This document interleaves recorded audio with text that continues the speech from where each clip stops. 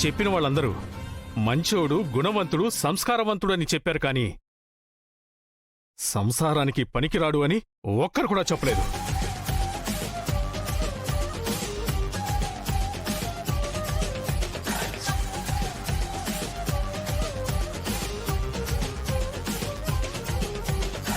ఊర్లో వాళ్ళు చెప్పలేదంటే ఒక అర్థం ఉంది.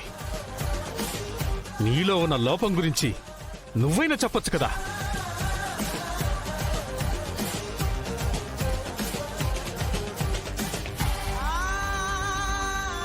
అన్యాయంగా నా కూతురి గొంతు కోసేసావు కదరా.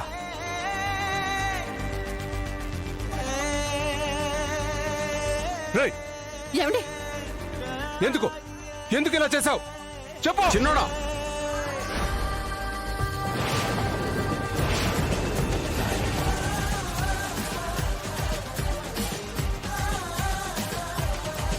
నీలో ఉన్న అవిటితనాన్ని దాచి మా సింధు జాక్సిని పెళ్లి చేసుకున్నందుకు కేసు బుక్ చేసి నిన్ను జైలుకు పంపిస్తాను.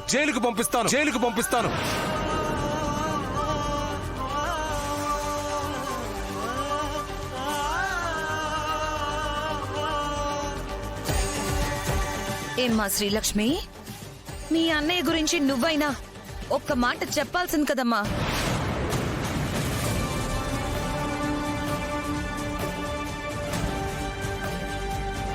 ఇలాంటి మోసాలు చేస్తారనే పల్లెటూరి సంబంధాలు వద్దు అని మొత్తుకున్నాను.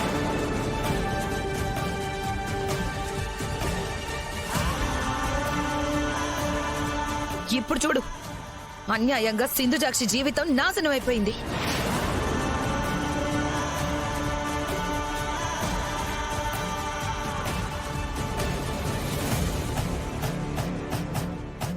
ఇలాంటి అన్యాయం నీకు కూడా జరిగుంటే తెలుసుండేది.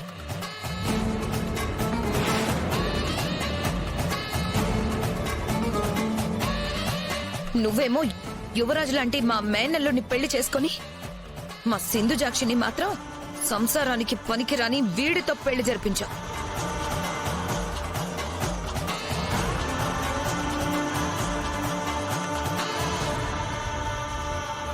నానా, ఇప్పుడు బాగుందా మీకు?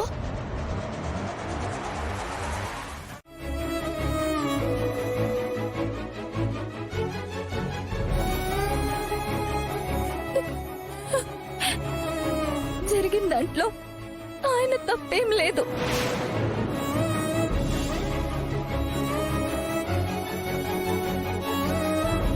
విశ్వాసం లేనిది ఆయన కాదు, నాకు.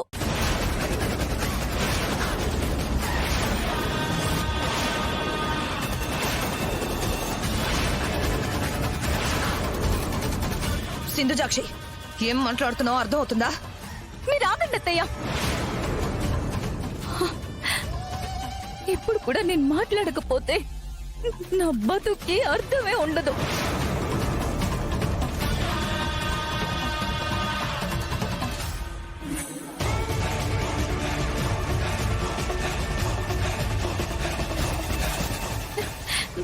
తాతయ్య, మీరు నాకు ఈ పెళ్లి చేయాలని నిశ్చయించినప్పుడు నాకు ఈ పెళ్లి ఇష్టం లేదు.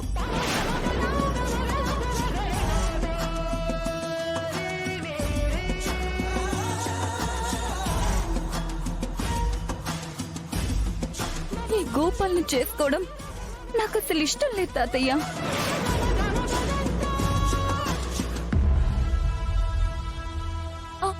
ఆ శ్రీముఖలింగం పేరు వింటేనే నాకేదోలా ఉండే తాతయ్య.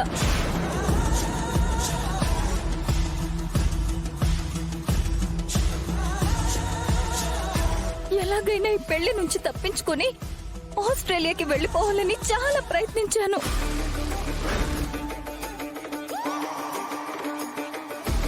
అక్కడేం చేస్తున్నారు?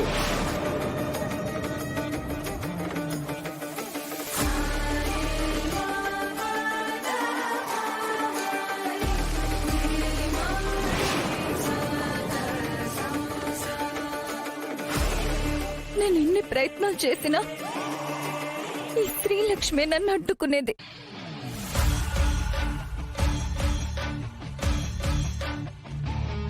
ఇక్కడ మా సింధు లేదు, ఈ పెళ్లి కూడా జరగదు. జరుగుతాది.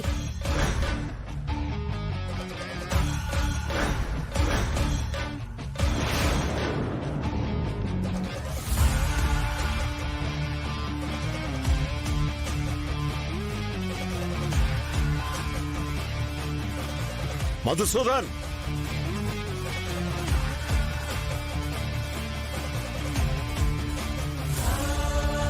ఫైనల్ గా నేను వద్దు అనుకున్నది జరిగిపోయింది.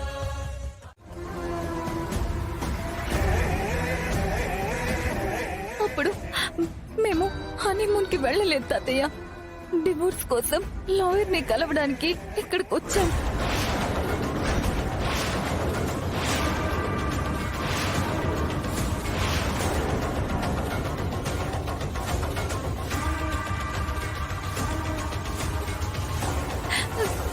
ఆ రోజు లాయర్ గారు లేకపోవడంతో తిరిగి ఇంటికి వెళ్ళిపోయాం. ఆ విషయం కారణంగానే డివోర్స్ ఇవ్వకపోతే నేను పురుగుల మందు తాగుతానని బెదిరించాను.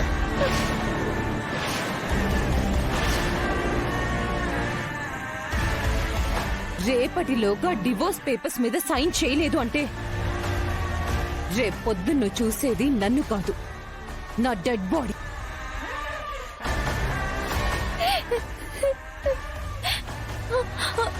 గోపిని భయపెట్టడానికే నేను అలా చేశాను తాతయ్య.